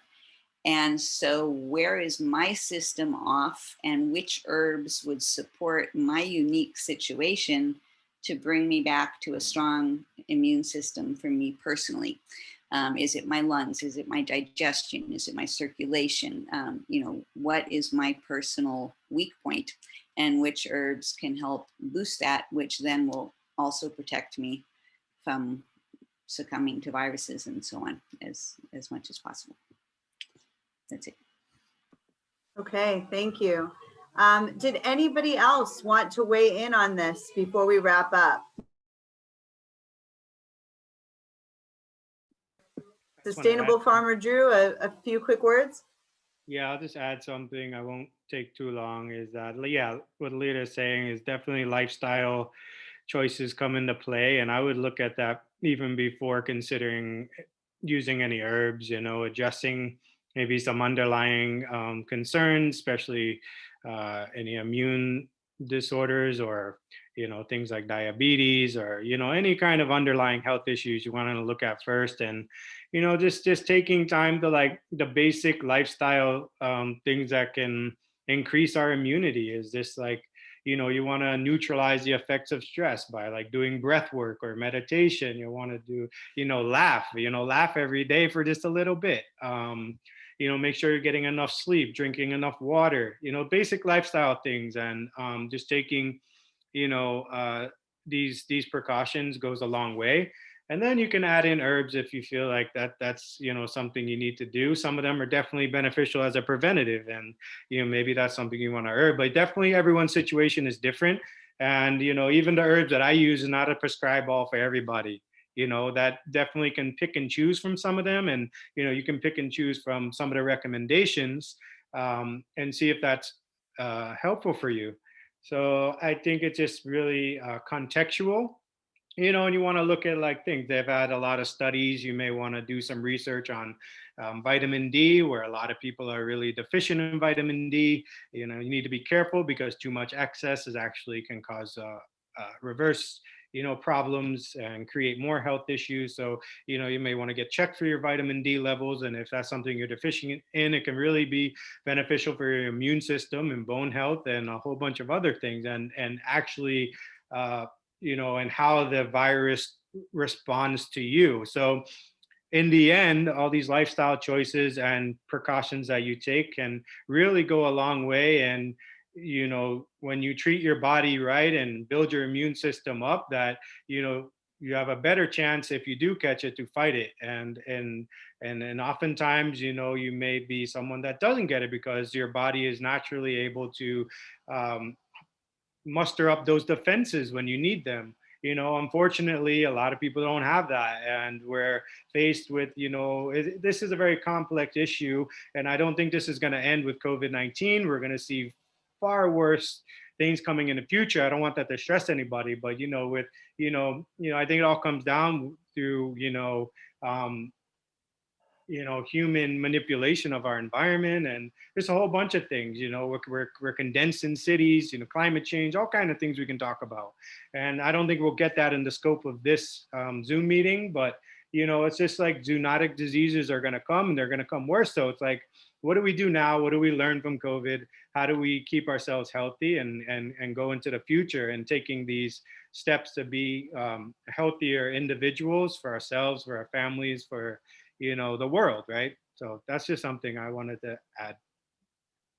Okay, Bettina, I saw had her hand raised.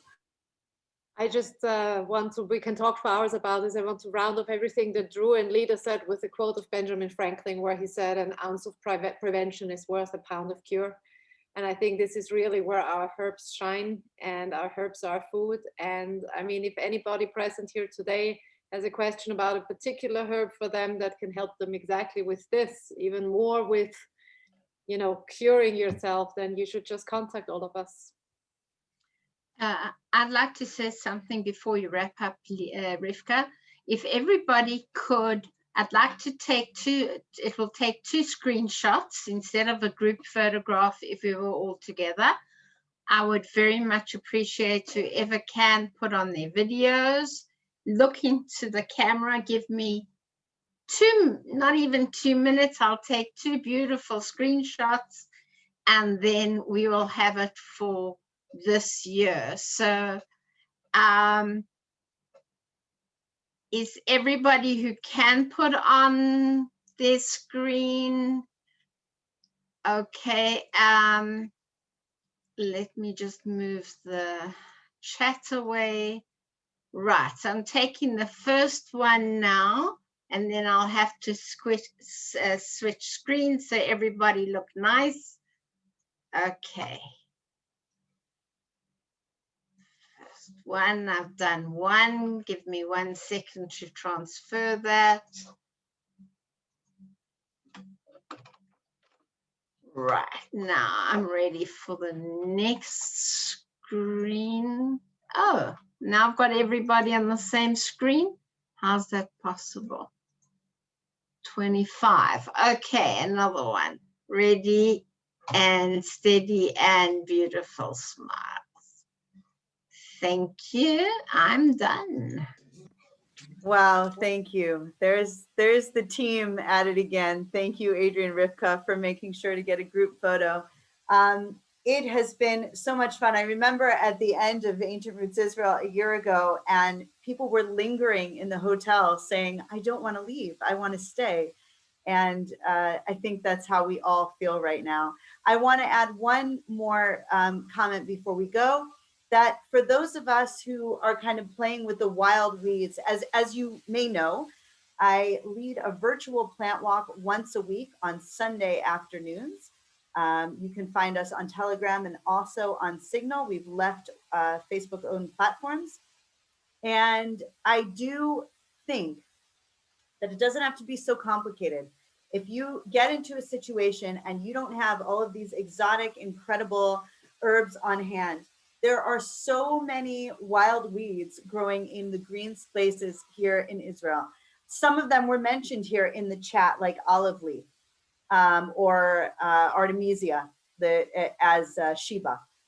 Okay, but we have other great things that weren't mentioned at all. I do, for example, pine, eucalyptus, these sorts of things. So they're growing wild. They're on every street corner here. I try to cover many of these herbs in the virtual plant walk. If you have missed previous virtual plant walks, all you need to do is head on over to our YouTube channel, Ancient Roots Israel. And the classes are anywhere from 5 minutes to 45 minutes long. Depending on the class, you can search for the class by name of the plant. I try to include both the common name and the scientific name, or Latin or botanical name. And you can watch those classes at your leisure. One more thing I ask everybody, please, please, please, when vitamin D was briefly mentioned, I mentioned it at the beginning of all of the virtual plant walks, 15 minutes a day of vitamin D. That's all you've got to do to build and maintain a healthy immune system. If you can get some extra sun, great.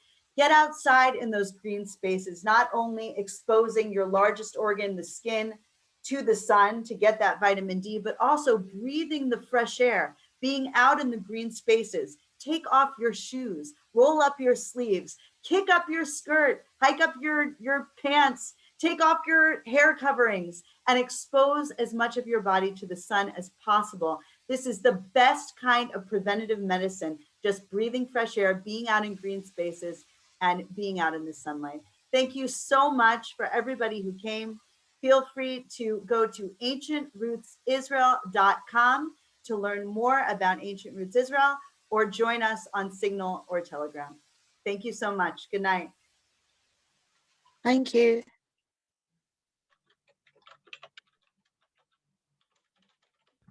Thank you. God bless. Thank you, everybody. Shalom, shalom. Thank you, everyone.